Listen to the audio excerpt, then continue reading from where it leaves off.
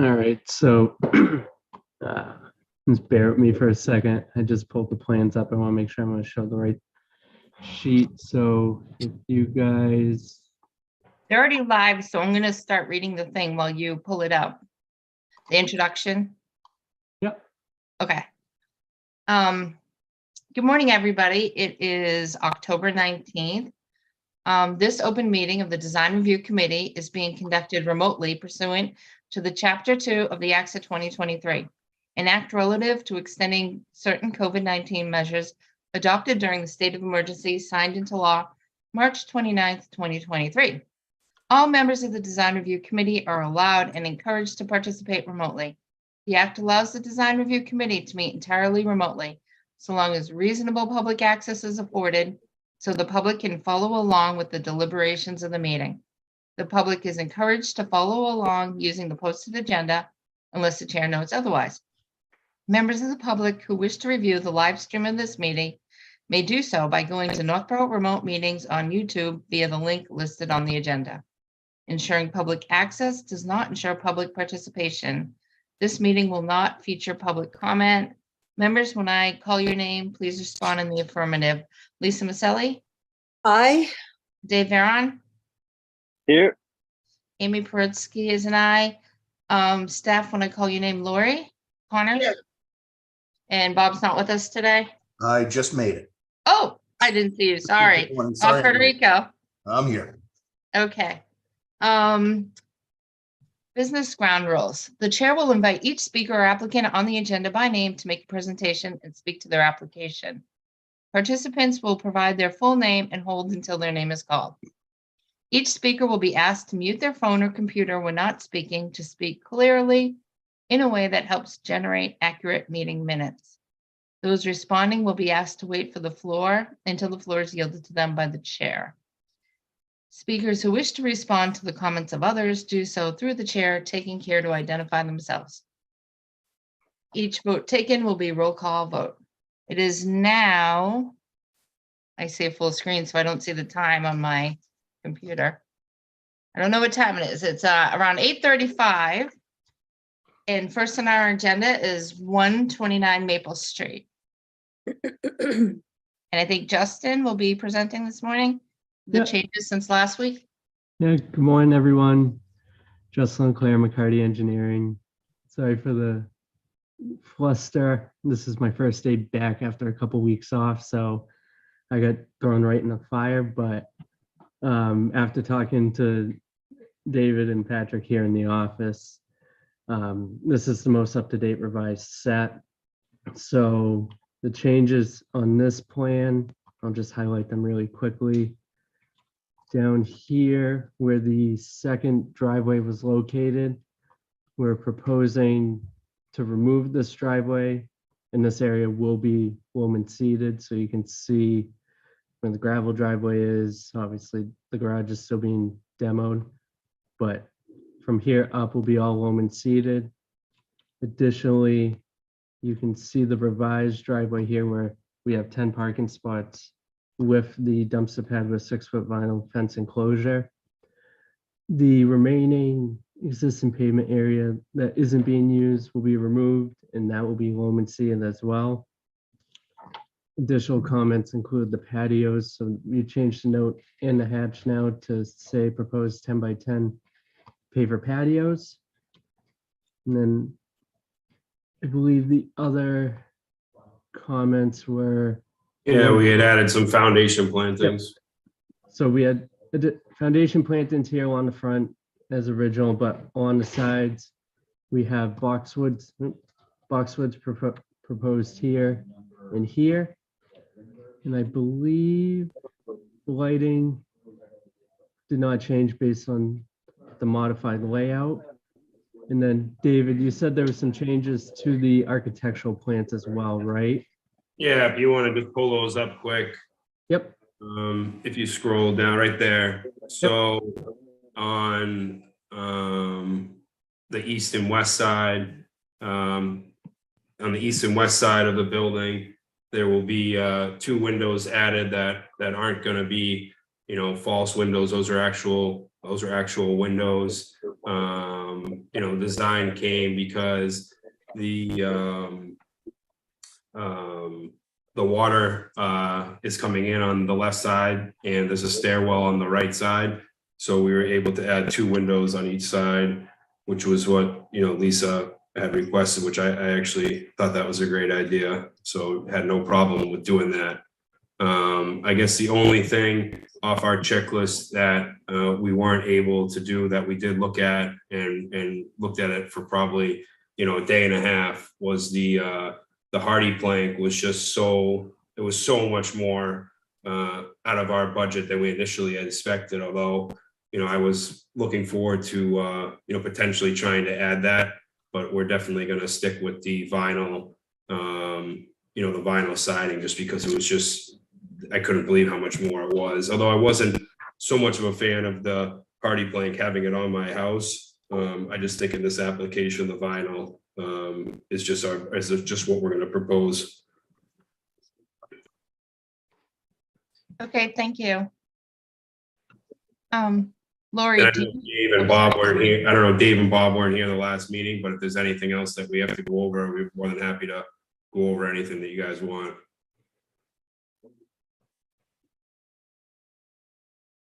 Dave or Bob, do you have any comments, Yeah. questions? If I may, the new energy code that came out.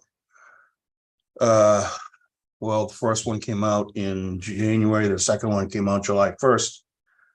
Is that electronic vehicle charging stations will be required. I believe it's a minimum of 1 per dwelling. So you're gonna have to accommodate for that. If you could go back to the overall site plan that you had up this morning. It seems as if, since your parking spots are in a lineup, I don't have the numbers in my head, but if you only need 1 per unit, you could literally come right down one of the aisles. So it shouldn't be that terribly difficult to accommodate. Yeah, I believe that, and correct me if I'm wrong, Bob, I believe that building code is that you need to have it accessible if it's required or wanted by a tenant. You don't have to have the actual charging station in, as long as you bring the conduit and everything to that location, it can be added at another time, correct? I'd have to double check that, but what is certainly required at a bare minimum is, the breaker in the service panel, the conduit, the wiring. Yep. And it has to terminate at some sort of a junction box. Whether or not the actual charging unit needs to be installed, I'll have to check on that. I don't have that detail in my head. Okay. But the infrastructure to support that is definitely required. Okay. Yep. That's no problem.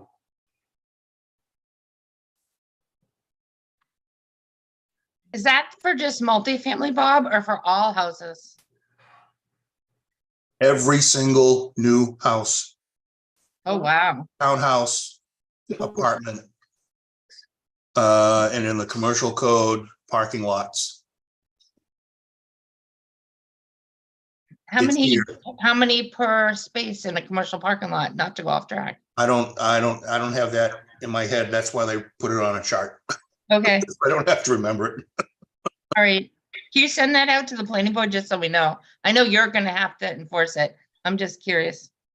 Yeah, I'll see if I can put something together for you. Thanks. Amy, Yep, I'd like to ask a question. sure. In looking at the leaching field that exists, have you moved that? Is that going somewhere else? No. So it's, Yeah, the only thing we're doing with the leaching field is adding a 1,500 gallon tank, which okay, was asked to by the Board of Health. all right. So there's a little bit of a concern with that neighborhood. When people are looking to park additionally, they park on the grass. And that's really close to the road and the parking spots. Is there a way you can protect that? Because I know I can't park on my leaching field in my backyard. I can't even drive over it. how could you protect your equipment from having that happen? Because it's historic. And then I think if you go down that neighborhood, you'll see quite often, especially Johnson Street used to really line up with cars. Not enough parking space on. You mentioned when it showed up. So, I mean, there's gonna be some trees that are running parallel to the road. I don't know, I guess I've never really been asked that question, and I don't think at the other properties that I own in town, I've ever really seen anybody on the leach field. I mean, I guess it's up to your tenants to do the right thing, I suppose, you know. I mean, if we look at every project and you know, try to make sure cars aren't driving on the lawn. I mean, particularly you usually don't. I understand with what you're saying, but in this case, I guess just hope that your tenants do the right thing. The grade change is about a you know, 1.5 foot difference from the road to there. So there is an incline that most vehicles probably wouldn't be able to drive up on. Plus with the trees there. I don't know. I guess I don't really have a great answer, but I would hope that they wouldn't be driving through the front yard. well, that's, I hope the trees, I think the trees will definitely help. yeah, Oh. from that approach. But when you're in the driveway, is the driveway flush? Did you put like a cement lip on the right side or the east side of that driveway to keep the cars from going from there across? I mean, it's your land. You're going to be you're the one that. No, I understand. No, I appreciate your concern, and I definitely take a note of that and put that into consideration of, you know, when the final thing gets put through. If I do feel like the grade change and there's something that could be done, then we'll definitely look into that. Because I mean, no, most places, mine is in my backyard, so it's not a lot that's usually in the front or by the parking areas. But it's, you know, again, it's your situation, not mine, but I would be like, oh, that might not be a good idea. Yes, no, I appreciate it. It's always good neighbors looking out for neighbors. All right, so do you have a sample of what the lights are gonna look like on the building? Did you show us that? Jay probably had that, but Is that Yeah. it? Well, that's a pole mounted fixture. And is there, imagine there's a pole, what, right in the center of the driveways on left and right or east and? Yes. So let's zoom in here. So there's one just, oh, come on. There's one just on the back side of this side of the parking field, and then one here as well. And do you have any more on the walking into the building itself, like along the path that would give people the, Yes, so where you see wall here, these are wall mounted lights. They'll provide lighting along the path here. And I believe Jay has, he doesn't have it on this plan. I believe he does have a spec somewhere that we can provide, but it would be pretty much your typical residential wall mounted light that would be on these units. and, but those are controlled by, who turns on the lights that go to the driveway? Just come on a timer or? how would you like to see him? How would you like to see him come on? Well, I don't know. I mean, what's going to happen is you've got 5 different families living in the building. So if 4 families at one point, 1, 2, 3, and 4 to the west, aren't home and they don't turn the lights on, and the guy who's coming home, and he's coming all the way to the east, he's going to walk down your path and everything. Normally, because it's a one home, one person situation, you don't have to think about stuff like that. But when you're having multi-families living, it's safe to have a place where they can actually get some lighting. So, and we talk about that more in like a 2-family. We'll look at a driveway coming down a road, coming down into the walk space into the house. And so now you have a little bit different situation where you have 5 different families living here. So if one person's coming in and there's no way to get light, well, yeah, I suppose you could use your cell phone if if you can't see well. It's a concern in terms of, again, 5 families as opposed to 1. So if you have these 2 poles in the driveway, how do those go on? Are those something that, do they switch on when you drive over a lump in the driveway? Do you know what I'm saying? It's not just a home anymore. It's 5 homes. So I would think that there would be a thought of, and if it's the pole picture that you show us, those are just little lights that you would put along a path or something, and you've got quite a long path here. Right, I mean, we are in, a residential area, the pole in the, the parking lot area. I know at my other buildings that I own, those are on a timer because I have to continuously change them as the season changes. So those are on like a 4-hour timer. So say they would start at, 4 o'clock and be off by, 9 o'clock. I wouldn't want to run those lights all night. I'm sure your neighbors wouldn't appreciate that. And as for the lights going up into the units, I mean, we could make those, motion sensitive or whatever you guys think would be right. I think your motion sensitive is a great idea. Maybe put at least, well, I don't know, the way the thing's laid out. The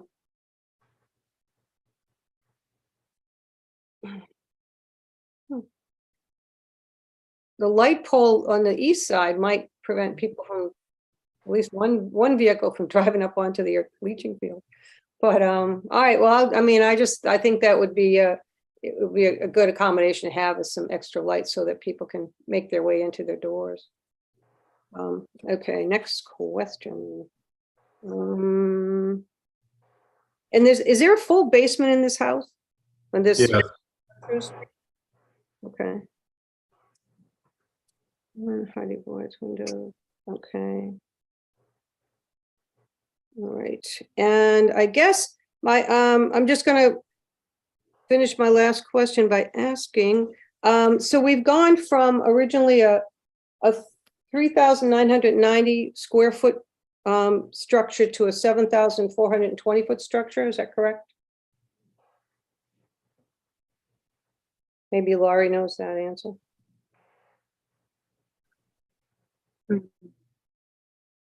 I believe the footprint of the building has increased to 4,600, and then I'll have to look to see what the exact, actually, I got it right here. The total living area is 7,420. Okay. So there's an unfinished attic and an unfinished basement. So that amount, that 7,000, almost 7,500 does not include the attic or the basement for size? That's the living area. So yes, I would imagine that the unfinished attic and the unfinished basement is not included. The attic is 352 square feet each. The basement is 912 square feet each. 912. Not to interrupt, but the attic changed. It's now a bedroom. So the finished area Oh, okay. would go up. So the finished portion of the attic is included in the 7,420 square feet. So it includes the first floor, the finished attic. It does not include the unfinished attic space and the unfinished basement space. Do we have a, I like this, I actually haven't seen this. Do we have a floor plan of the unfinished attic space? Yes, it's on the second floor plan. So the second floor is considered the attic. So it's a little room on the north of the bathroom.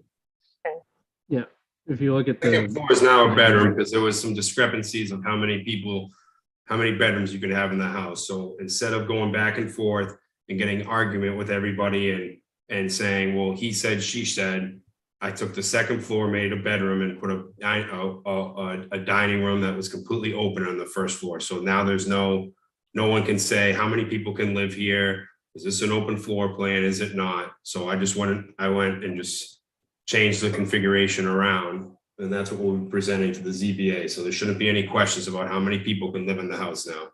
Okay, well, that's great. And you didn't reduce your bath to a half bath downstairs? I see you have a full bath still. Yeah, I put a full bath, to just simply for the reason that, you know, if you have a pull-out couch and a guest stays over or something, or, his or hers or whatnot, I just thought it was a nice amenity to the house, No, you could save some money making it a half bath, but, all right, I guess, those are my questions right now. Thank you. I just had a quick question for Bob. Since there are 2 full baths, if the den goes to a bedroom and it's marketed as 2 bedrooms versus one, what type of enforcement? I know it's happened before. There's those apartments off of Whitney Street, and there is a decision that says they're supposed to be 2 bedrooms each, and now they're being sold as 4 bedrooms. Some of them. Could you repeat that? So per the Board of Health, you can only have 1 bedroom per unit. What happens if in the future, the den downstairs with the full bathroom is marketed as a 2-bedroom unit, even though it's supposed to be a 1-bedroom? Is there something that the building enforcement? Where would the second bedroom be? On the first floor? Yes, in the den, In the, or whatever it was called. I can't read it. Dining room. this plan, Oh, the dining room, yes. there are no walls that allow it to be a bedroom. It's open to the kitchen, the dining room? Yeah, Okay, but anybody can put up a wall. I was just curious. not if you without a could- permit, and Mr. Cooley is the owner of these apartments. He's not gonna be condoized. Okay, upon the sale of a house, I don't have the authority to go in there as a building inspector and tell them that they did wrong and prevent the sale of the house. Okay, it's up to the real estate agents who are supposed to do their due diligence. And I see that as the big failure over and over and over again. I don't know how many times I've caught houses that have been completely redone on the MLS sheet that pops up. And I look at that address and I discover that there's all kinds of work that's been done. And as a building official, or as a zoning official, I cannot prevent the sale of the house for any of those reasons. Now, Okay. in this particular case, somebody putting up a wall in what somebody does inside of an apartment, that's the responsibility of the tenant and the owner. Okay. And, if somebody decides to, use it as a sleeping area, I really don't have the authority to go in and do anything about it. Whether it's a single family home or a townhouse. At some point, these are private residences and you have to let the residents live. I'm not saying that a downstairs bedroom would be illegal or anything like that. Also, to continue on this conversation, these are unfinished basements. Okay. And with Mr. Cooley owning them as apartments, he has the ultimate authority whether or not those basements get finished. If and when they do, there's a complete process for that. And the health department is involved at step 1. Because if a room is constructed that looks like a bedroom, the health department will count it as a bedroom, and they're going to have either a deed restriction or a change to the septic system. Okay, that's another common problem we see every day. So I don't know what Mr. Cooley's intentions are, but if these were condos and individually owned, I would suspect that 3 out of 5 within the first 2 years would have a permit for a finished basement. Also, keep in mind, whether it's a full bath or half bath, it has absolutely zero bearing on any septic requirements. Right. He could have 5 bathrooms in this little townhouse and it's still a 1-bedroom townhouse. Right. Did that answer your question? Yep. And that's always interesting, not for you, Mr. Cooley, or for you, Yeah. how the Board of Health goes by bedrooms versus bathrooms. Like, you would think the bathrooms have more of an effect on the septic than really the bedrooms. Well, it's all in Title V. That's been set Yep. up by the state. And, you could have, bathrooms. It depends upon the number of occupants. Right. I mean, occupancy's got nothing to do with a bathroom. I know families of 7, 8, and 9 kids when I was going to school, and they had one bathroom. Yep. Then again, I see brand new houses going up with 4 bathrooms and there's one kid. Yep. Hey, you saying something about my house, Bob? I see this all. One kid, 5 bathrooms. I don't know what my wife was thinking. I see this all the time. It happens everywhere.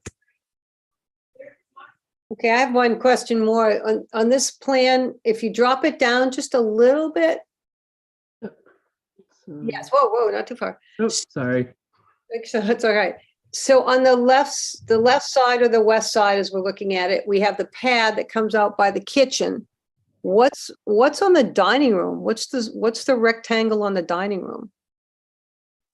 No, up here. I'm pointing at the screen you can't even look at. Where? On the north, right there? Yes. This thing? That's the bulkhead. That's a bulkhead for egress. Oh, it's the Yeah. So this is your stair down to the paver patio, and this is your bulkhead to get to the unfinished basement. All right, I was like, what is that? Thank you very much. Okay, does anybody else, Lori, Dave Aaron, anyone else have any questions? I do have a question. In the front, you have 2, Hanukkah, if I remember correctly, Hanukkah cypresses either side front, and then you have a couple different trees. I forget but they were going across. What was your thinking on the cypresses, the Hanukkah, and then the different ones going across there versus doing like all street trees? These ones here. I don't know. I had a hard time hearing what he said. Something about a difference between 2 trees. Yeah, the Hanukkah cypresses, right, left, and then 3 different dogwoods, I believe, or corner spruces, or dogwoods. Yeah. What was your thinking versus going like all street trees or something like that? Any preference? I'm not a landscape architect by no means, although I do have a landscape company, but trees aren't my profession. So I put it up to the McCarty company to have the landscape architect design what he thought was best. He went to the site, he looked at the abutters, and that was the plan that he had come up with, Dave. Yeah, what was his thinking? Whoops. Any thoughts, or who's McCarty? Is that the engineer? Or? That's the engineer company, yeah, certified landscape architect. Yeah. So when we originally went back and forth on this, and again, I'm just the engineer, not the landscape architect, but yeah, he thought that this layout here would it would fit the neighborhood well, but also give you enough screening where the building, especially now that we've shifted back a little bit further, it'll screen the dwelling unit from the road, but with street trees, especially this close up to the property line, I know towns and DPW don't care for them. We've come into other towns where we propose street trees and they're like, no, we just don't want to deal with them because when they're in full maturity, they're just a lot to handle. So something a little bit smaller, but something still big enough that'll screen the dwelling from the street and then give you a little bit different variety. Okay. I have, while this is up, I have one more. It says, remove existing hedgerow. I thought you already took those down. Yeah, we just updated the plan. It wasn't on the plan last time. So, but you're not taking any more down than what you've already taken down, correct? Correct. So that update means that's what you are, even though you've done it, it was just meant to be that we were going to do it. We've done it. Yes. All right. Okay, thanks. Okay. I think we're all set if anybody, unless anybody else has any more. Judy. Lori, did you have any questions? Some of us are having more fun than others, apparently. No, no questions. It looks like they have addressed my concerns. The only thing that I will ask you to do is to find the lighting cut sheets online and email those to me.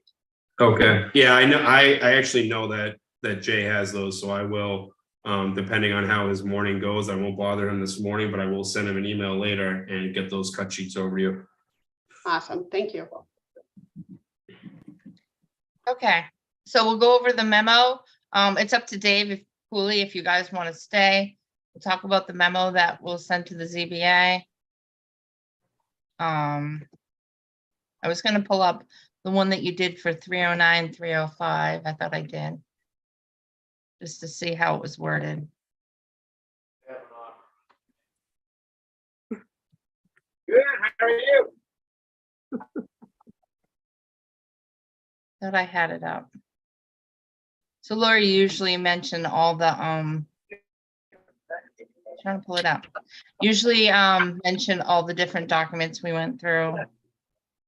And then she writes, the design review committee provides the following comments on the project, and then we provide conditions should the Board of Appeals vote to approve the project. Does anybody on the committee have any comments that we want to add or conditions? Just so you know, the planting condition and the lighting condition are standard conditions that I include in every decision. So you don't have to ask for that one, for those two. They're already in the draft decisions that I'm finalizing today. Okay. Lisa, do you want to do anything about considering the lights? I mean, it's up to the ZBA and the applicant, but about the motion sensor lights on the building, so you know, people do have lighting when they walk down that path at night. Well, you know, part of me definitely says for safety reasons, but we haven't discussed where the poles might be or anything else like that. I mean, Lori, what would you suggest on that? The poles are on the photometric plan. So So I know there's two poles there, but what I'm saying is the type of lighting and the, okay, Bob? May I propose a wild idea for the walkway itself? Instead of putting lights up on poles, obviously you need a light that's attached to the house near the door. But if you want to interested in lighting the walkway, and Dave can chime in on this, I'm sure, is put in a ground mount short post with a little bit of down lighting. So it looks like a little black, you know, it's about 3 feet tall. It's got a lamp at the top. It's got fins that direct the light to the bottom. So you're not lighting the air, but you're actually lighting the ground around it. And since you've got 5 units, maybe you put one at the beginning of each, one in front of each door along that walkway. just like a path light all the way. down the Exactly, walkway. a path light, yeah. Yeah, I'm fine with that. I mean, we do exterior lighting every week, so that's not an issue to add something like that, Bob. I actually kind of like that idea. I think that's a great idea, opposed to having something shining towards the road. Keep something that's specifically lighting the walkway, nothing else. So we'd That have bug sticking right up. like 5 on the inside, the part that faces the grass as opposed to the west side.